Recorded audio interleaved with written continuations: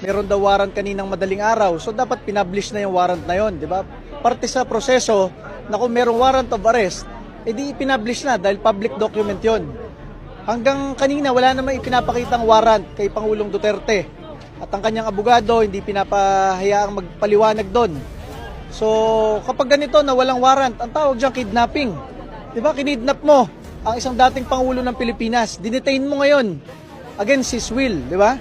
So masabi natin diyan, kung kayang gawin yan sa isang dating Pangulo ng Pilipinas, kayang gawin yan sa kahit sinong Pilipino sa ating bansa. Saan kayo nakakita na walang warrant pero nandyan, hawak-hawak nila ang dating Pangulong Rodrigo Duterte. Kahit si Senador Bongo ayaw papasukin. Di ba? Ang tinatanong lang naman natin, nasan yung warrant of arrest na sinasabi nila?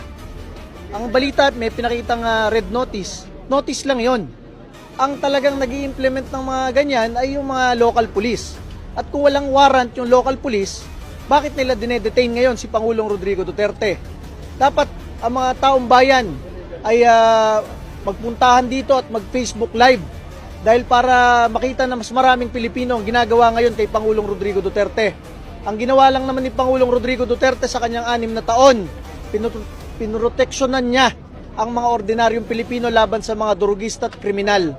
Ngayong panahon na ito, ang daming napapatay, nagagahasa, nabibiktima, walang ibang nagsasalita. Dahil walang ganong kamay na bakal ang gobyerno ngayon. Yung kamay na bakal ginagamit nila para sa pinakamamahal ng Pilipinas, Rodrigo Duterte.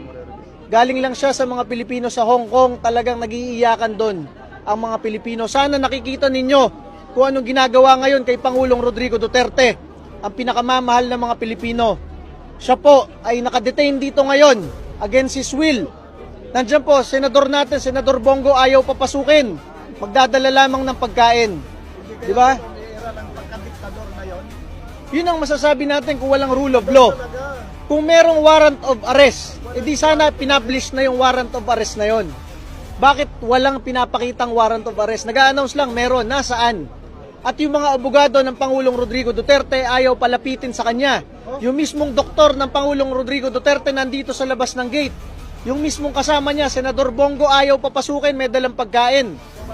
Sana makita ng mga Pilipino yung ginagawa ngayon kay Pangulong Rodrigo Duterte. Dahil kung kayang gawin ito sa ating pinakamamahal na Pangulo, kayang gawin ito sa kahit sinong ordinaryong Pilipino.